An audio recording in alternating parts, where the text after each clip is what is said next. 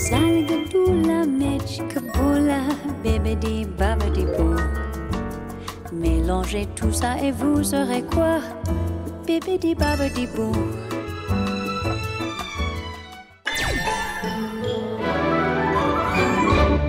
안녕하세요. 아무도 안 계시지? 우와. 안녕하세요. 아유 반갑습니다. 예, 아이고 일찍 오셨네. 네네네. 야 이거 뵙고 싶었던 분들인데, 예 반갑습니다. 앉으시죠, 앉으시죠. 어머, 야 오늘 좀 구성이 다양한데요 지금 무슨 얘기를 해야 되나?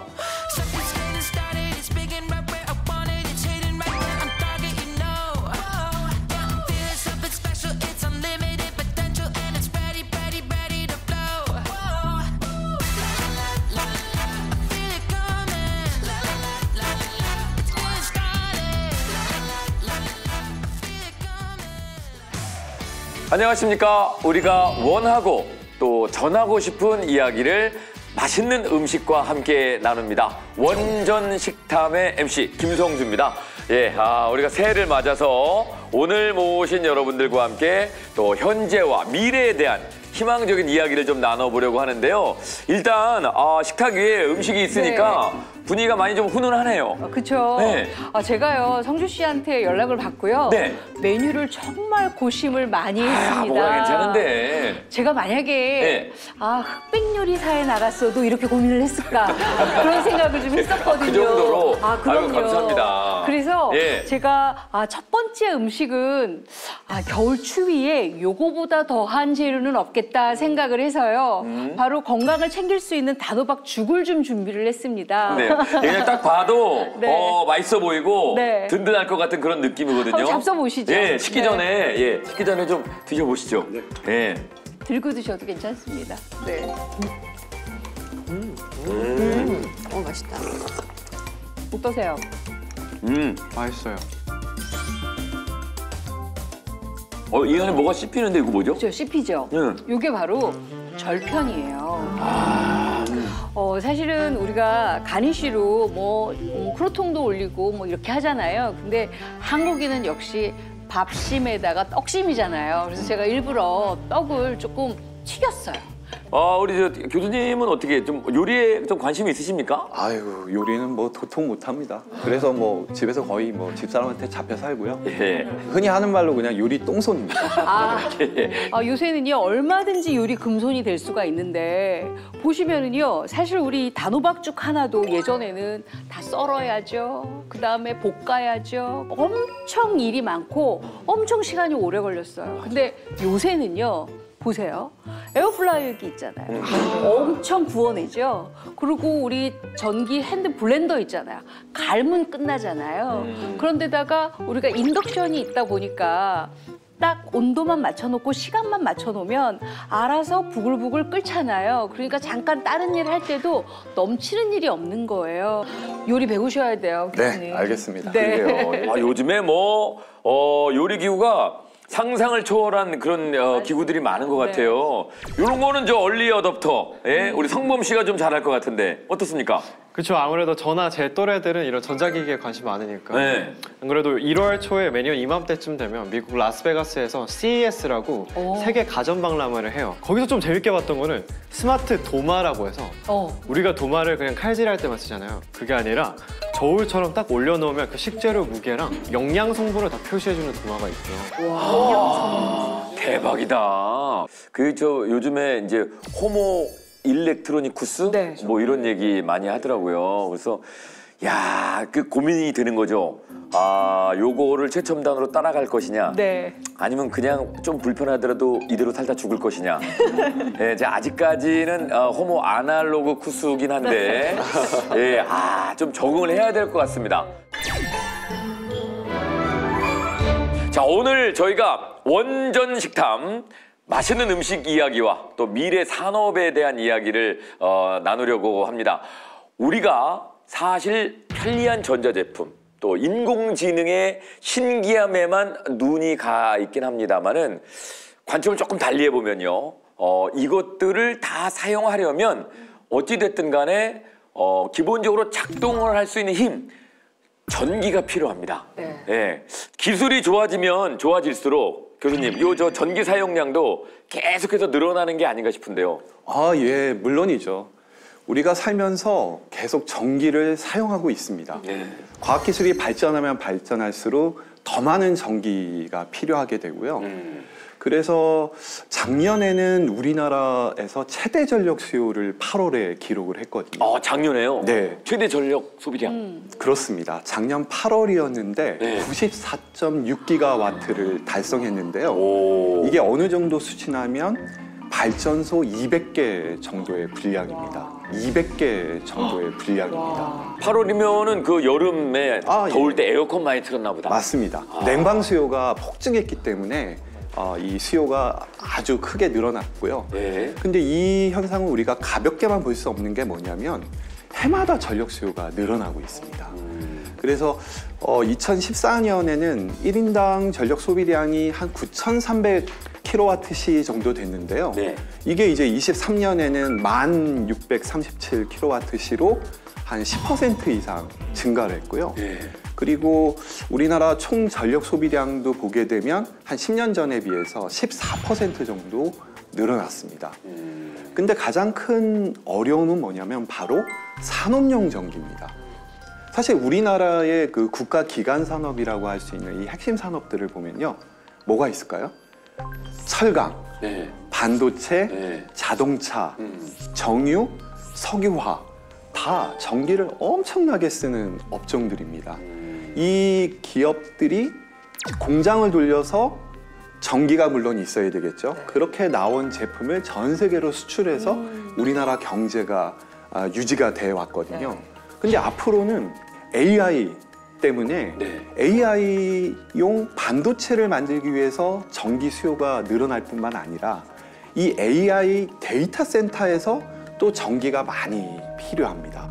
교수님 얘기를 들어보니까 이게 지금 우리 생활 전반에 전기 에너지가 지금 사용되고 있는 것 같고 이 전기 에너지를 또 잘 우리가 관리를 해줘야 세계 여러 나라에 뒤처지지 않는 그런 상황이 되는 것 같습니다. 작년 여름에 이제 야구 경기장에서 제가 경기를 뛰고 있었는데 이제 경기 중간에 갑자기 정전이 나가지고 모든 게 중계 카메라랑 전광판이랑 뭐 ABS랑 뭐 이게 다 멈췄단 말이죠. 네네네. 경기 한참 진행하고 있는데. 네, 중간에 이제 갑자기 공 던진 상황에서 딱 정전이 돼서 네. 그런 일도 있었습니다. 어머. 경기는 어떻게 끝났습니까? 정말 아쉽게 네. 이게 야구 자체가 이제 분위기가 되게 중요하잖아요. 그렇다니까. 저희가 엄청 잘하고 있는 상태에서 네. 경기 끊겨가지고 정말 아쉽게 졌습니다. 졌어. 이거 봐. 이게 전기가 나가면 내가 응원하는 팀이 질 수가 있어요. 그래서 이래서 위험합니다. 위험합니다. 네. 전기 꼭 필요합니다. 그죠? 꼭 필요합니다. 그래서 정전은 이렇게 단순하게 해프닝만으로 끝나지는 않습니다. 국제에너지기구, 즉 IEA라고 하는 국제기구가 있는데요. 여기에 따르면 전 세계적으로 정전으로 인한 경제적 피해가 네. 연간 1,000억 달러에 달한다고 보고하고 있는데요. 우리 돈으로 치면 한 144조 원 정도 됩니다. 이게 매년 발생하고 있기 때문에 사실은 엄청난 금액으로 볼 수 있고요. 네. 우리나라에서도 정전이 발생했는데 삼성전자 평택 공장에서 28분 동안 정전이 발생했습니다. 네. 그러니까 대략 30분이 안 되는데 피해가 얼마나 됐는지 아십니까? 500억 원이었습니다. 500억 원이었습니다. 와, 28분, 30분도 안 되는데 500억이 피해가 났어요? 네. 와, 이거 대박이다. 그러니까 정전이 된 순간 이제 항온 항습이라는 것이 제대로 되지 않으면 그때 생산된 반도체는 다 버려야 됩니다. 만약에 전기가 나갔어. 그러면 야, 그 뭐 빨리 다시 그 보관했던 전기 있지? 그거 갖다 써. 뭐 이렇게 되는 건 아닌가 봐요. 네, 그게 안타깝게도 전기는 저장을 할 수가 없습니다. 그래서 항상 필요할 때 생산할 수 있도록 기술도 개발이 되어 있어야 되고 우리가 발전소도 충분히 가지고 있어야 됩니다. 한 최근 5년간 한전의 통계를 보면 그 정전 발생 횟수가 1,000건이 넘을 정도로 매년 정전 발생 건수는 증가하고 있는 추세입니다. 이렇게 막 10시간씩 전기가 끊기는 그런 시나리오가 생길까? 전 세계적으로 아주 유명한 악명이 높은 블랙아웃이 한 번 있었어요. 네, 2003년에 미국의 뉴욕주를 비롯해서 8개 주 그리고 캐나다 일부 지역이 완전히 정전이 되는 블랙아웃이 있었습니다. 네, 3일 동안 블랙아웃이었는데 3일이요? 네. 3일 동안이야. 그래서 그때 당시 피해액이 네. 그 당시에 60억 달러. 60억 달러. 네. 그래서 지금으로 계산을 보면은 한 8천, 요새 또 환율도 올랐으니까 네. 네, 한 8조 7천억 원 정도. 한 8조 7천억 원 정도. 8조 7천억. 3일 정전되는데 3일 정전되면 하루에 3조씩. 근데 생각을 한번 해보세요. 이제 전기가 안 들어오면 뭘 사용해? 촛불? 촛불. 그렇죠.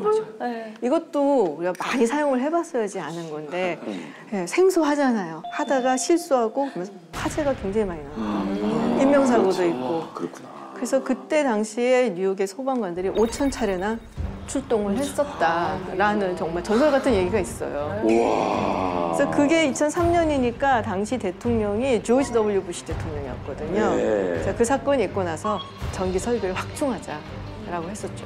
아, 세상에. 야, 아니, 이거 미국 사람들은 경험을 했네요, 이거를. 근데 야, 이 순차적으로 얘기를 들어보니까 생각지 못한 일들이 발생을 하게 되네요.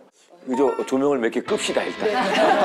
네? 그죠? 저도 전기 낭비를 너무 많이 해서 핸드폰을 너무 많이 하니까. 그쵸? 네. 와, 그래서 반성하게 되네요. 반성하게 됩니다. 그리고 따지고 보면 우리나라도 적지 않은 전력 소비량을 보여주고 있어요. 그래서 미국 에너지 정보청에 따르면 2022년 기준 전 세계에서 한국이 소비량 6위를 기록합니다. 6위면 상당히 높은 수치잖아요. 근데 그 앞에 5개 국가 누가 있냐면요. 네. 중국, 미국, 인도, 러시아, 일본 이렇게 있는데 네. 다 적어도 인구가 1억 명이 넘는 그러네. 큰 엄청 많은 나라들이에요. 인구. 네. 네. 근데 그런 나라들에 이어서 저희가 6위를 한 거니까 네. 사실 1인당 전기를 얼마나 소비하느냐라고 봤을 때는 저희가 거의 최상위층에 있다 볼 수 있겠습니다. 아, 그러네. 이렇게 또 데이터로 따져보니까 똑똑하네. AI처럼 네, 아, 해야죠. 나는 뭐 그래도 6위니까 앞에 뭐 5개 나라보다 했는데 다 인구 많은 나라고 1인당 따져보면 우리가 1등일 수 있네. 예.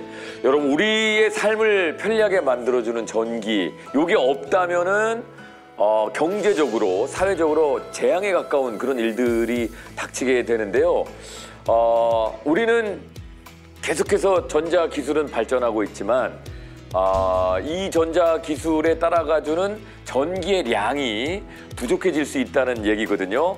그렇다면은 조명을 끄고 뭐 콘센트에 플러그를 뽑고 스마트폰 사용량을 좀 줄이고 이렇게 전기를 아끼는 것이 답인지, 아니면 정말 충분하게 넉넉하게 전기를 더 많이 생산해야 되는 것이 해법인지, 야, 이게 좀 고민이 되게 됩니다. 예.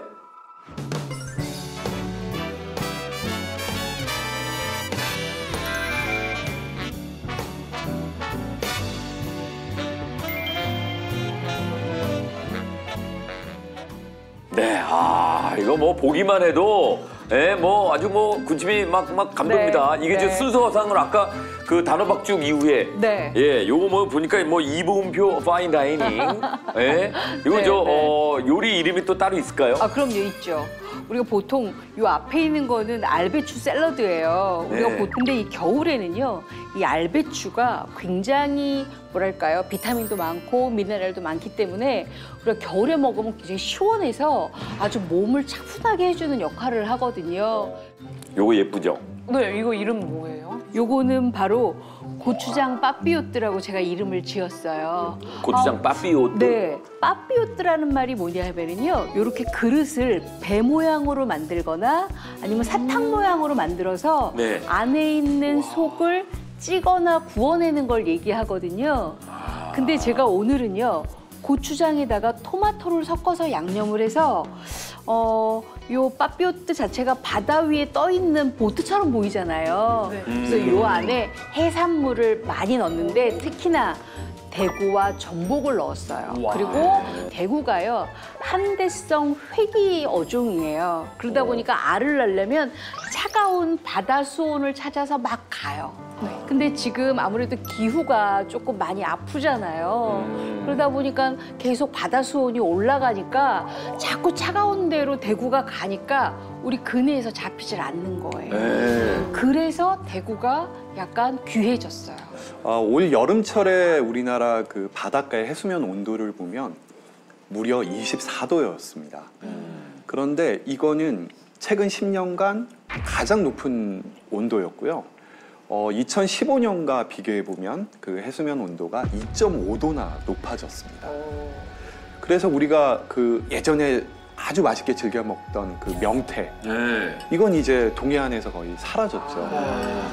최고 시속 225km의 허리케인 헐린이 핥히고 지나간 플로리다와 조지아, 테네시, 노스캐롤라이나 등은 전쟁터를 방불케 합니다. 아르헨티나 국립기상청은 일부 지역을 중심으로 남극보다 더 심한 한파가 몰아치고 있다며 주의를 당부했습니다. 경보음이 울리기가 무섭게 거대한 모래폭풍이 도로를 뒤덮습니다. 순식간에 펼쳐진 흑색 장벽에 차들이 멈춰섰고 맞은편에 달려오는 트럭은 간신히 형체만 분간할 수 있을 정도입니다. 요즘 친환경 얘기를 진짜 많이 하는 것 같아요. 뭐 리사이클이나 뭐나 다른 것들도. 근데 명태는 다시 못 돌아오겠죠?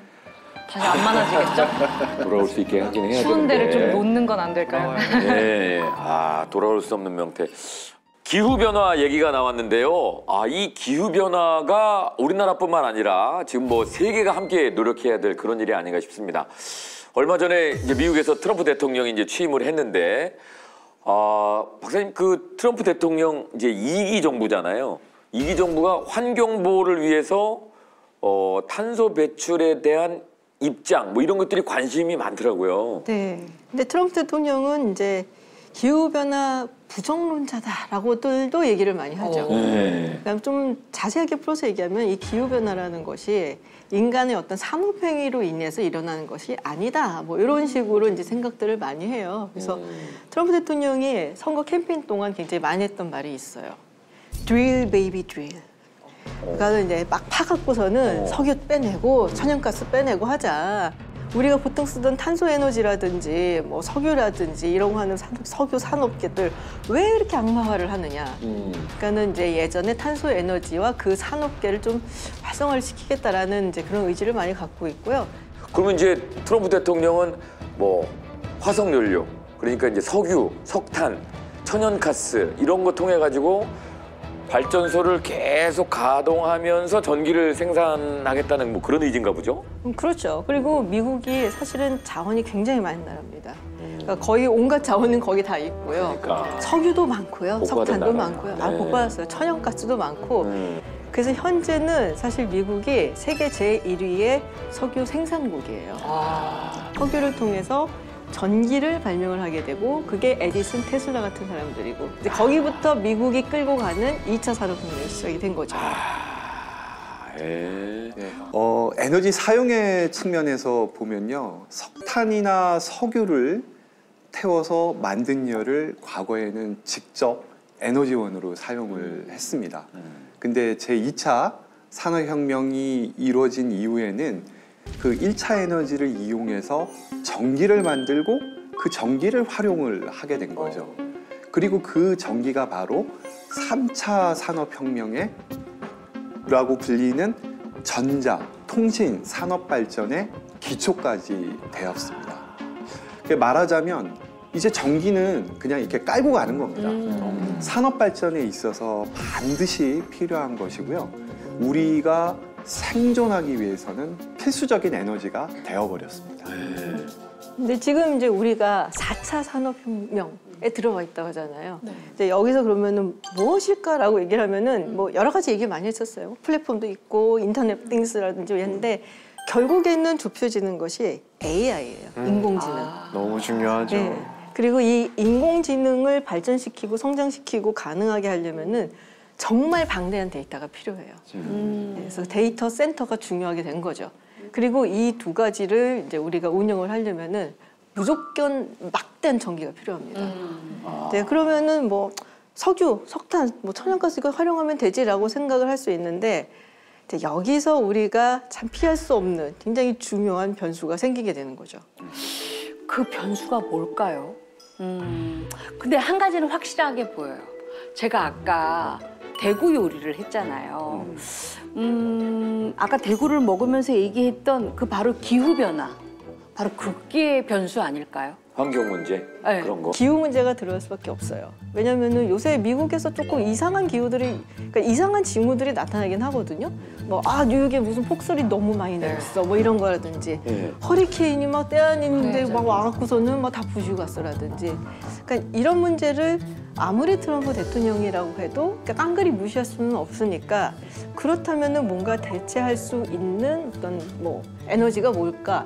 그럴 때 훨씬 친환경적이다라고 알려져 있는 이제 원자력 활용을 나서는 거죠. 근데 사실 바이든 대통령은 굉장히 이제 친환경 정책을 많이 신경을 썼잖아요. 네. 근데 그 중에 하나가 2050년까지 넷제로 탄소 중립을 달성하겠다는 거예요. 근데 막 계산해 보니까 이대로 가면은 그때까지 안 될 것 같은 거예요. 그래갖고 민주당하고 공화당하고 초당적으로 지금 이제 발의한 법안이 있는데 이게 원자력을 이용하자.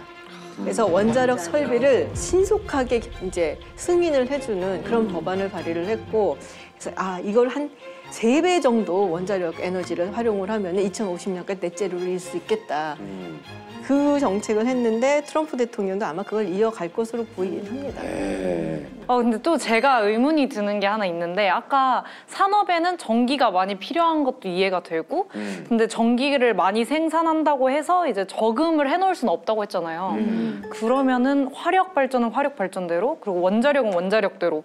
지금 미국이 예상하는 발전량은 너무 많은 거 아닌가요? 사실 굉장히 많이 필요합니다. 그러니까 우리가 지금 인공지능, AI나 빅데이터를 제4차 산업혁명의 중요한 키워드로 보고 있는데요. 이런 산업을 지속시키고자 할 때 가장 중요한 인프라가 우리가 얘기했던 데이터 센터입니다. 데이터를 관리하는 뭐 그런 시스템입니까? 그런 거 얘기하는 겁니까? 맞아요? 이거는 제가 설명을 좀 드리자면 쉽게 말하자면 서버 호텔이라고 생각을 하면 되는데, 서버 호텔? 네, 데이터 센터가 크게 2가지 역할을 해요. 첫 번째가 말 그대로 우리가 생산했던 데이터들을 정리하고 그 다음에 거기 저장해두는 역할도 하지만, 두 번째 서버라고 해서, 서버는 약간 생소할 수 있는데 컴퓨터라고 생각하면 편해요. 뭐 AI 하고 우리가 뭐 하는데 컴퓨터가 많이 필요하잖아요. 근데 그 본체가 몇백 대 몇천 대가 있어야 되니까 그거를 우리 집안에 둘 수 없어서 데이터 센터에 같이 두고 거기 이제 컴퓨터도 놓고 데이터도 저장하고 이런 역할을 하는 거거든요. 그래서 근데 이 데이터 센터가 워낙에 전기를 많이 쓰기 때문에 이제 전기 먹는 하마라는 별명을 갖고 있거든요. 근데 결국에는 이걸 어떻게 활용하느냐에 따라서 이제 세계의 산업 지도가 다시 그려지고, 그리고 거기서 강대국이 나오게 될 거예요. 누가 강대국으로 분류되고, 그리고 그렇지 못한, 따라가지 못하는 그런 국가들로 분류가 되고 하는데, 기술 패권을 가지지 않고 패권 국가가 될 수가 없어요. 그러니까 모든 패권 국가들은 그 시대에 기술의 패권을 가지고 있었거든요. 그리고 앞으로는 결국에는 인공지능이다, AI다 라는 거는 거의 모든 사람들이 합의를 본 사항이에요. 그래서 누가 이 AI에서 그러니까 앞자리를 치고 나가느냐, 그게 이제 강대국이 될 거고 패권국이 될 거다라고 생각하는데, 그렇기 때문에 결국에는 이 AI도 그렇고 데이터 센터가 전력이 끊이지 않게 안정적으로 저렴한 가격으로 계속해서 보급을 해줄 수 있는 게 어떻게 보면은 이제 패권국 혹은 강대국으로 살아남을 수 있는 중요한 요소죠. 자, 이쯤 되면은 제4차 산업 전쟁이 아니라 전력 생산 전쟁이 아닌가요? 우리나라는 어떤가요? 한국 데이터 센터 연합회 자료를 보게 되면요, 국내 데이터 센터가 2010년에는 112개였는데 이제 그로부터 10년 지난 20년에는 156개, 그리고 22년에는 187개로 급격하게 증가하고 있고요. 지금도 많은 기업들이 데이터 센터를 짓겠다고 정부에 전기 공급을 해달라고 요청을 하는데, 우리도 전기 공급이 어려워서 현재 데이터 센터 신규로 설치하는 거를 허가를 못 내주고 있는 상황입니다. 이런 상황에서 아까 말씀 주신 것처럼 미국의 신규 데이터 센터가 거기도 전기가 모자라서 불어대고 있거든요. 이 빅테크 기업들의 데이터 센터가 현재 한국으로, 우리나라로 현재 몰려오고 있는 중입니다. 우리나라가 좀 전기 요금이 싼 데다가 굉장히 전기가 안정적으로 공급이 되기 때문에 전 세계에서 몰려오고 있는 상황이라서 우리도 앞으로는 이 전력난 걱정에서 좀 자유롭지 못한 상황입니다. 네. 그 우리나라가 이제 자랑처럼 얘기하는 수식어 중에 이제 IT 강국. 예. 그러니까 앞으로 우리가 인공지능, 뭐 반도체 이런 다양한 IT 분야를 통해서 세계 시장에서 살아남기 위해서 분명히 좀 걱정을 좀 해야 될 그런 지점에 와 있는 게 아닌가 싶습니다. 네.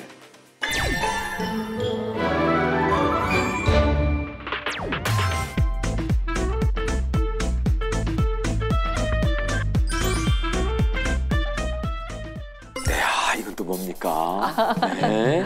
저희가요 지금까지 굉장히 어렵고 걱정되는 이야기만 들었잖아요. 네. 그래서 조금 진정하시라고 제가 굉장히 달달하고 차가운 디저트를 좀 준비해봤습니다. 네. 아이고 감사합니다. 야, 지금 이게 지금 크림이 위에 있는 것 같고, 네. 그죠? 아이스크림인가요? 네, 아이스크림이에요. 네. 밑에는 뭐가 배가 하나 떠 있는데요. 밑에는요 네. 바로 고구마입니다. 맛있겠다. 한번 잡숴 보세요. 네. 진짜 못 먹거든요. 없어서. 그렇게 진짜 맛있지. 살짝 여기에 이렇게 좀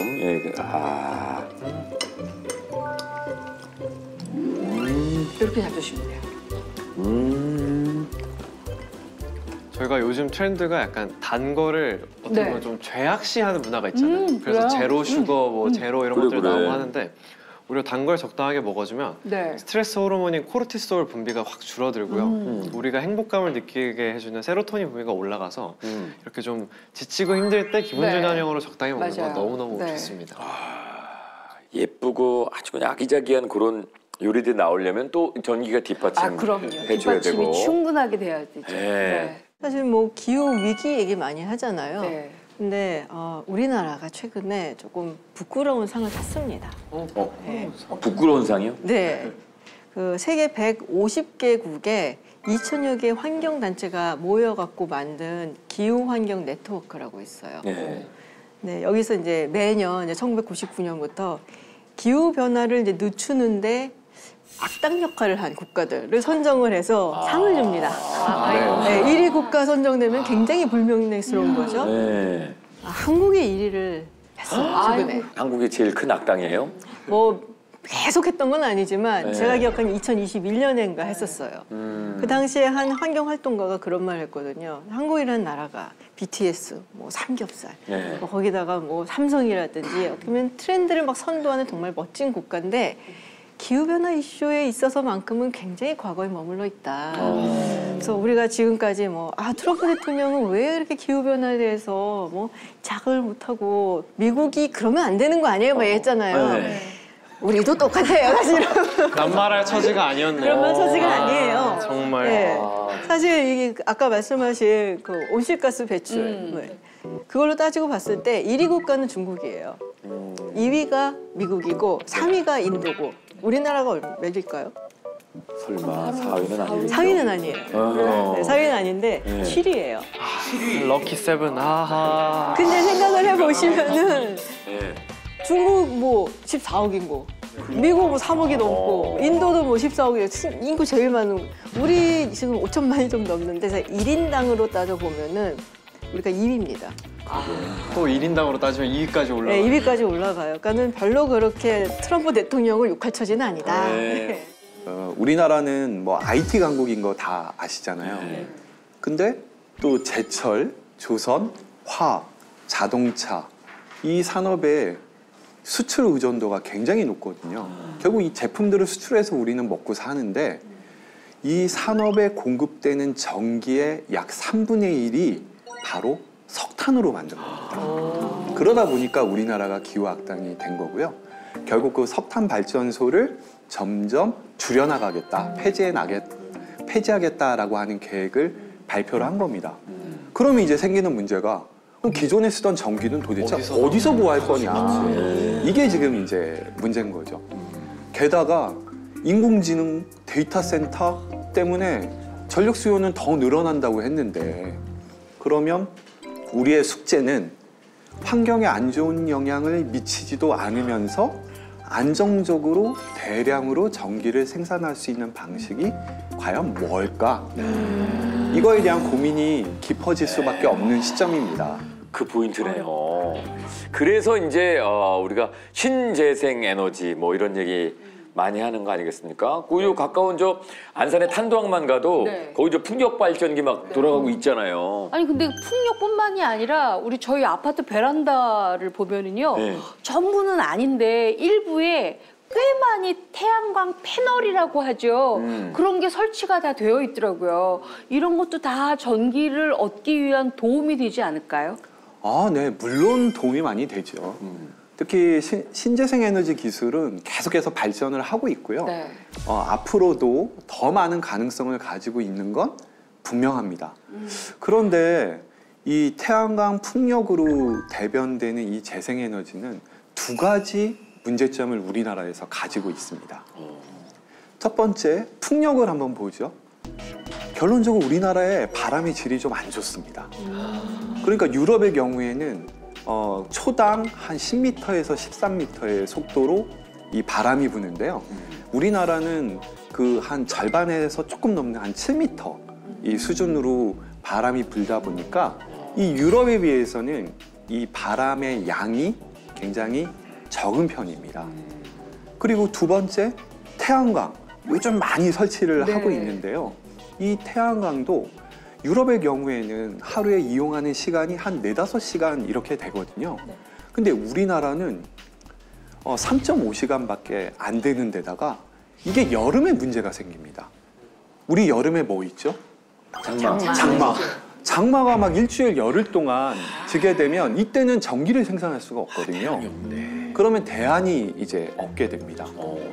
게다가 태양광은 굉장히 많은 부지가 필요합니다. 그래서 뭐 미국이나 호주처럼 이렇게 사막이 많은 지역에는 사실 태양광을 대거 설치할 수 있는데 우리나라는 굉장히 국토 이용률이 높아서 사실 태양광을 무작정 확대하기에는 굉장히 어려움이 있습니다. 재밌다. 아, 이거 복잡해지네요. 쉽지 않은 얘기네. 화력 발전은 환경을 좀 오염시키는 측면이 있고 그렇다고 이제 신재생 에너지를 쓰기에는 돈도 많이 들고 약간 좀 불안정한 그런 느낌. 야, 이게 서로 장단점이 좀 있어요.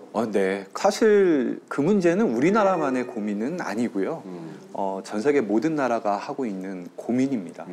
사실 또 기후변화라고 하는 거는 이걸 해결하는 건 한 나라만 노력해서 되는 게 아니라 전 세계가 함께 노력해야 되기도 하고요.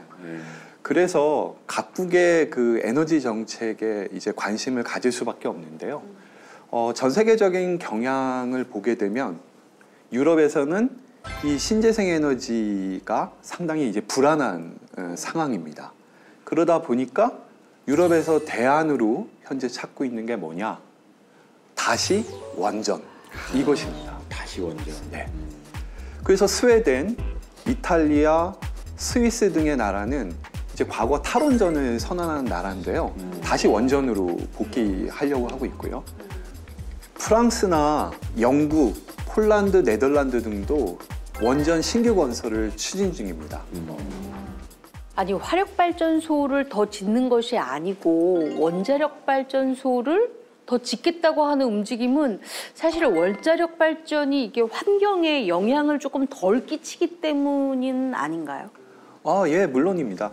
그 원자력 발전이라는 거는 핵연료가 분열할 때 나오는 그 폭발적인 에너지로 전기를 생산하는 건데요. 얘가 열 효율이 굉장히 이제 높기 때문에 그만큼 생산 효율도 굉장히 좋고요. 그리고 신재생 에너지하고 다르게 24시간 내내 안정적으로 전기를 생산할 수 있습니다. 게다가 이 원자력의 그 핵심 연료가 요 조그만한 펠릿 하나가 있는데요. 이게 그 무게가 5g밖에 안 합니다. 근데 이걸로 전기를 만들면 4인 가족이 8개월 동안 쓸 수 있는 양의 전기를 만들 수가 있습니다. 근데 이 전기를 석탄으로 만들려면요 3톤, 즉 3,000kg이 필요하고요. 그 전기를 석유로 만들려면 드럼통 9개의 분량이 필요합니다. 비교가 안 되네.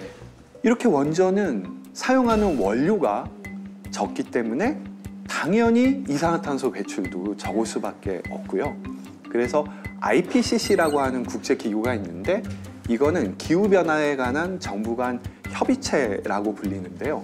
여기서 발표한 자료에 따르면 원자력 발전으로부터 배출되는 이산화탄소는 태양광이나 풍력 발전에서 배출되는 이산화탄소보다 훨씬 작다라는 보고가 있습니다. 사실 트럼프 대통령이 원래 비즈니스맨이었잖아요. 그러니까 이제 가장 이익을 어디서 많이 창출을 할 수 있는가 뭐 이런 부분을 볼 수밖에 없거든요. 굉장히 실리적인 생각을 하는 사람인데 그렇게 따지고 봤을 때 미국과 지금 중국이 경쟁을 하고 있고 여기서 미국이 앞서 나가서 패권을 유지하려고 한다면 AI라든지 데이터 센터라든지 이런 데에 공급이 되는 전력을 안정적으로 확보를 해야 된단 말이에요. 그렇게 따졌을 때 사실 원자력 발전이 굉장히 좋은 초이스다라고 볼 수가 있는 거죠.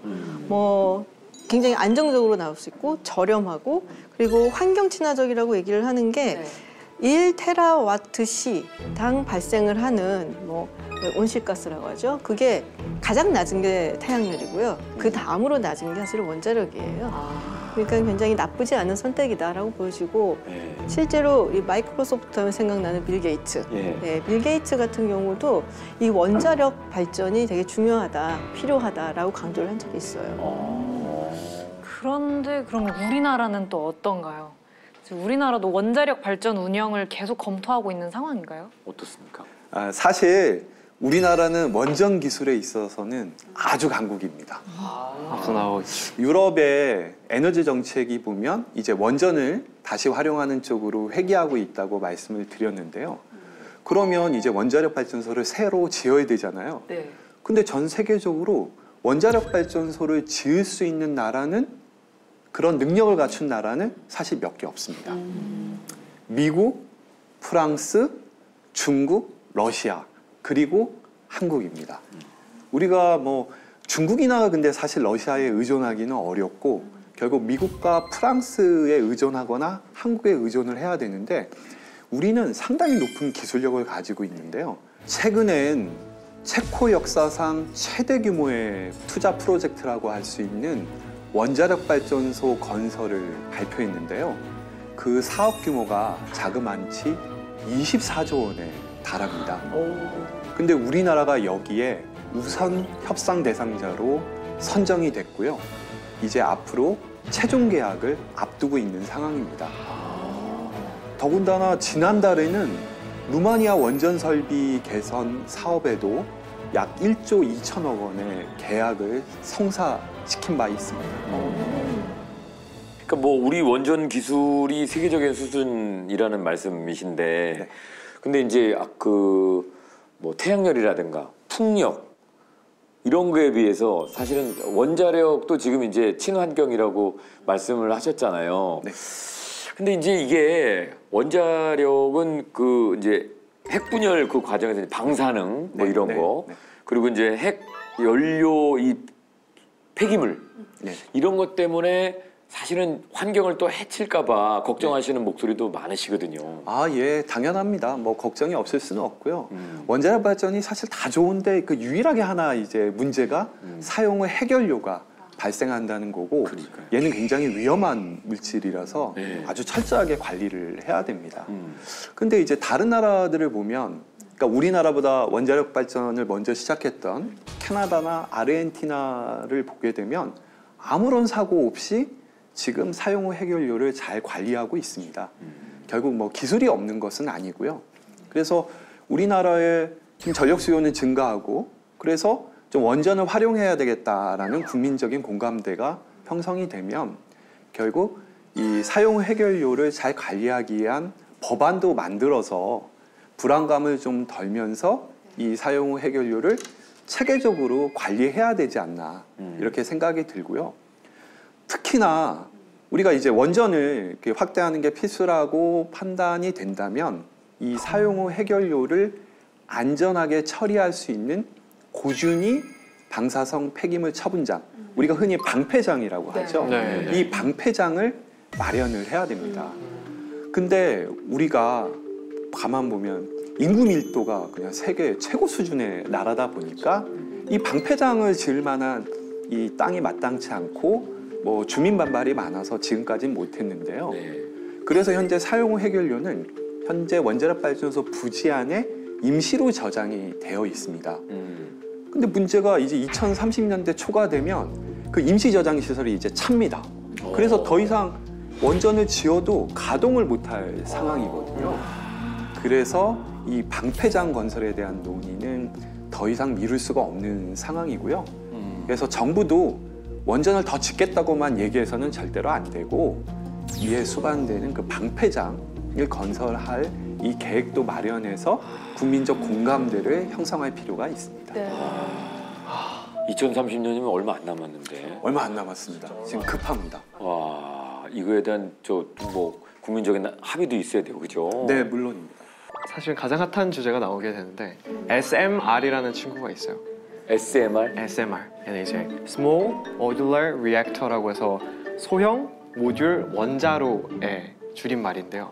말 그대로 우리가 아는 원자력 발전소는 엄청 크잖아요. 근데 제가 교수님 앞에서 이런 말을 제가 설명해도 되는지 모르겠는데 하십시오. 네, 틀린 말이 있다면 말씀해 주세요. 네. 그 엄청 크잖아요, 발전소. 근데 이 SMR이라는 친구는요, 밥솥 크기만큼 작아져요. 10분의 1 정도로.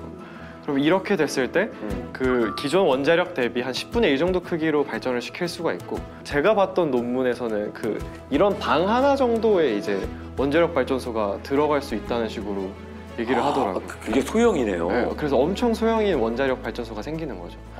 근데 그게 또 이제 일당백 역할을 하는 게 SMR은 작지만 효율적이라서요. 용량에 따라 다르지만 SMR 하나가 인구 50만 명 규모의 도시에 필요한 1년치 전력을 공급할 수 있을 정도입니다. 그리고 제일 좋은 거는 우리가 또 원자력 하면 제일 걱정하는 게 어떤 안전성에 대한 우려잖아요. 그러니까.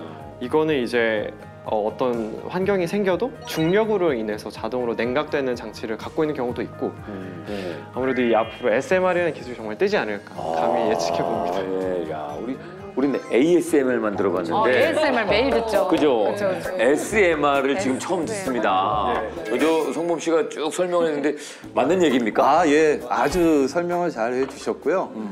이래서 SMR은 좀 장치가 굉장히 간소화됐기 때문에 냉각 효율이 굉장히 높습니다. 그러니까 대형 원전은 대규모 냉각수가 필요하기 때문에 항상 바닷가에 이렇게 지을 수밖에 없는데요. 이 SMR은 도시에 이렇게 지을 수 있습니다. 냉각수가 많이 필요하지 않기 때문이죠. 아, 근데 이제 우리 인간들이 계속해서 이제 발전하는 거니까 조금 더 편리하고 좀 더 안정적이고 그리고 가장 중요하게 더 안전할 수 있는 전력 생산의 대안을 지금 계속해서 찾고 있는 셈이라고 보면 되겠네요. 그렇죠. 사실 우리가 저성장에 접어들었다는 얘기를 많이 하잖아요. 근데 한국뿐이 아니라 거의 대부분의 선진국이 마찬가지예요. 그래서 저성장의 늪에 빠졌다라고 하는데 이거를 빠져나올 수 있는 거는 결국은 기술 혁신밖에 없어요. 그리고 기술 혁신을 이루기 위해서는 에너지 공급이 원활해야만 돼요. 그거 없이는 할 수가 없거든요. 그렇죠. 근데 요새 이제 돌아가는 걸 보면은 뭐 우크라이나, 러시아 전쟁만 보더라도 아 지정학적 리스크가 이렇게 중요하구나 이런 것도 깨닫게 되고 여태까지 우리가 얘기한 기후 변화 이슈도 전 세계적인 이슈가 됐고 그러니까 여러 가지 도전받는 과제들이 많아요. 그 안에서 어떻게 하면 우리가 에너지를 안전하게 공급을 하고 끊이지 않게 할 수 있는가 이제 그 부분에 대해서 사실은 터놓고 이야기를 할 시기가 분명히 됐다라고 생각이 들고요. 세계적인 그 투자은행 중에 하나죠. 모건 스탠리에서 이런 발표를 한 적이 있어요. 2022년 수치를 기준으로 했을 때 2027년이 되면은 생성형 AI가 전 세계 데이터 센터의 4분의 3이 되는 전기를 잡아먹을 것이다. 그 말인즉슨 이 생성형 AI가 그만큼 커질 것이고 또 마찬가지로 그러기 위해서는 에너지 공급이 그만큼 중요하다는 얘기죠. 우리가 뒤처지지 않고 4차 산업혁명 시대에 뭐 선두주자가 되고 싶으면은 사실은 그 부분을 분명히 신경을 써야 됩니다. 야, 오늘 뭐, 네. 야, 뭐 맛있는 음식도 먹고 거기에다가 막 또 정말 유익한 얘기까지 들었는데요. ASMR. 또 한 해를 시작하면서 희망찬 이야기들을 또 나눈 것 같습니다. 어쩌면은 여러분들 모두 당연하게 좀 쓰고 있다라고 생각했던 전기 에너지가 지금 세계적인 정치와 경제, 환경 이렇게 모두 아울러서 이 관련이 되어 있다는 그런 얘기를 나눈 것 같아서 새로 알게 된 사실도 너무너무 많고요. 예. 오늘 많이 배웠죠? 네, 너무 배웠는데 예. 너무 많은 지식이 한 번에 들어가지고 과식했나? 네. 지식을 과식했어요. 뭐 소화제를 좀 갖다 줘야 되나 이거? 네, 체하기 전에 집에 가서 복습 정도만 하고. 네. 다 소화시킬 필요는 없고 네. 필요한 내용들만. 네. 예. 그 ASMR 아니고 SMR. SMR. 그건 안 잊을 것 같아요. 요게 이제 대안으로 지금 막 나오고 네. 있다. 뭐 그 정도. 예, 좋은 말씀도 많이 듣고 또 따뜻하고 맛있는 음식이 있어서 더 행복한 시간이 아니었나 싶습니다. 예, 올해는 정말 더 희망찬 이야기들이 많이 있었으면 좋겠습니다. 좋은 기회에 또 이런 기회 시간을 마련해 보도록 하겠습니다. 함께해 주신 여러분 고맙습니다. 안녕히 계십시오. 감사합니다. 감사합니다.